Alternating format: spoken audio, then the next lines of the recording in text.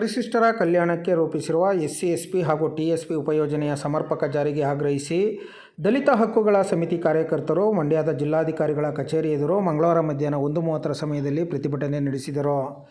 ಮಂಡ್ಯ ನಗರದ sir M Visvesvaraya ಪ್ರತಿಮೆ ಬಳಿಯಿಂದ ಮೆರವಣಿಗೆ ಹೊರಟ ಸಮಿತಿಯ ಕಾರ್ಯಕರ್ತರು ಜಿಲ್ಲಾಧಿಕಾರಿಗಳ ಕಚೇರಿಗೆ ತೆರಳಿ ಜಿಲ್ಲಾಧಿಕಾರಿಗಳ ಮೂಲಕ ಮುಖ್ಯಮಂತ್ರಿ ಸಿದ್ದರಾಮಯ್ಯನವರಿಗೆ ಮನವಿ ಪತ್ರ ರವಾನಿಸಿದರು. ಬಿಜೆಪಿ ಮತ್ತು ಕಾಂಗ್ರೆಸ್ ಸರ್ಕಾರಗಳು ಪರಿಶಿಷ್ಟ ಜಾತಿ, ಪರಿಶಿಷ್ಟ ಪಂಗಡ ಜನರ ಕಲ್ಯಾಣಕ್ಕೆ ಮೀಸಲಿರಿಸಿದ್ದ ಅನುದಾನವನ್ನು ಇತರೆ ಉದ್ದೇಶಕ್ಕೆ ಬಳಕೆ ಮಾಡುವ ಮೂಲಕ SC SP ಹಾಗೂ TSP ಕಾಯ್ದೆಯ ಮೂಲ ಉದ್ದೇಶವನ್ನು ಬುಡಮೇಲು ಮಾಡಿವೆ. 2023-24 ಮತ್ತು 24-25ನೇ ಸಾಲಿನಲ್ಲಿ 25,936 ಕೋಟಿ ಹಣವನ್ನು ಗ್ಯಾರಂಟಿ ಯೋಜನೆಗೆ ಬಳಕೆ ಮಾಡಿಕೊಳ್ಳುವ ಮೂಲಕ ಪರಿಶಿಷ್ಟರ ವಿರೋಧಿ ನೀತಿ ಅನುಸರಿಸಲಾಗಿದೆ ಎಂದು ಆಕ್ರೋಶ ವ್ಯಕ್ತಪಡಿಸಿದರು. ಪ್ರತಿಭಟನೆಯಲ್ಲಿ ಸಮಿತಿಯ ರಾಜ್ಯ ಉಪಾಧ್ಯಕ್ಷ ಬಿ. ರಾಜಶೇಖರ ಮೂರ್ತಿ, ಜಿಲ್ಲಾಧ್ಯಕ್ಷ ಆರ್. ಕೃಷ್ಣ, ಅಂಬುಜಿ, ವಿಜೇಂದ್ರ ಕುಮಾರ್, ಕೆ. ಶಿವಲಿಂಗಯ್ಯ, ಮಲ್ಲಿಕಾರ್ಜುನ ಸ್ವಾಮಿ, ಗಿರಿಜಮ್ಮ, ಗೋವಿಂದರಾಜು, ರಾಜೇಶ್, ಪರಶುರಾಮ ಸೇರಿದಂತೆ ಹಲವರು ಭಾಗವಹಿಸಿದ್ದರು.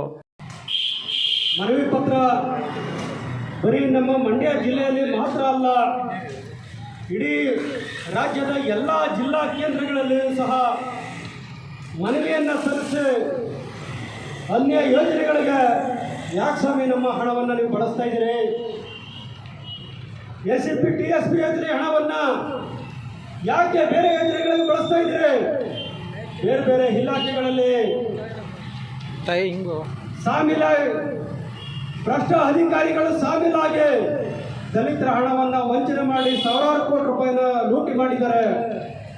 ಆ ಹಣವನ್ನು ವಾಪಸ್ ಕಳಿಸಿ, SCP TSP ಯೋಜನೆಗೆ ಆ ಹಣವನ್ನು ವಾಪಸ್ ಕೊಡಿ, ದಲಿತರ ಅಭಿವೃದ್ಧಿಗೆ ಈ ಹಣವನ್ನು ಬಳಸಬೇಕು ಅಂತೇಳಿ ನಾವಿವತ್ತು ಒತ್ತಾಯವನ್ನು ಮಾಡಿದ್ದೀವಿ ಜಿಲ್ಲಾ ಕೇಂದ್ರದಲ್ಲಿ.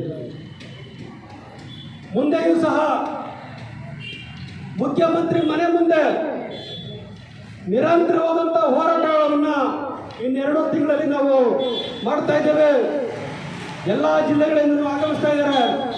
ಸಾವಿರಾರು ಜನ ಇವತ್ತು ಆಗಮಿಸಿ ಸಮಸ್ಯೆ ಇದ್ದಂತೆ ಆಗುವವರೆಗೂ ಕೂಡ ನಾವು ಹೋಗಲ್ಲ. ಸಮರ್ಪಕವಾಗಿ SC SP TSP ಯೋಜನೆ ಹಣ ಸಮರ್ಪಕವಾಗಿ ಜಾರಿ ಆಗಬೇಕು. ಜಾರಿ ಮಾಡಿದ್ರೆ ಮಾತ್ರನೇ ದಲಿತರ ತಲಾದಾಯ ಜಾಸ್ತಿ ಆಗಲಿಕ್ಕೆ ಸಾಧ್ಯತೆ ಇರತಕ್ಕಂಥದ್ದು ಅನ್ನುವಂಥ ಸಂದೇಶವನ್ನು ನಿಮ್ಮ ರಾಜ್ಯ ಸರ್ಕಾರಕ್ಕೆ ಮತ್ತು ಜಿಲ್ಲಾಡಳಿತಕ್ಕೆ ಎಚ್ಚರಿಕೆಯನ್ನು ಕೊಡ್ತಾ ಏನು ಈ ಹೋರಾಟದಲ್ಲಿ ಭಾಗವಹಿಸಿರ್ತಕ್ಕಂಥ ನಿಮ್ಗೆಲ್ಲರಿಗೂ ಕೂಡ ಧನ್ಯವಾದಗಳನ್ನು ತಿಳಿಸ್ತಾ ಇದ್ದೀವಿ.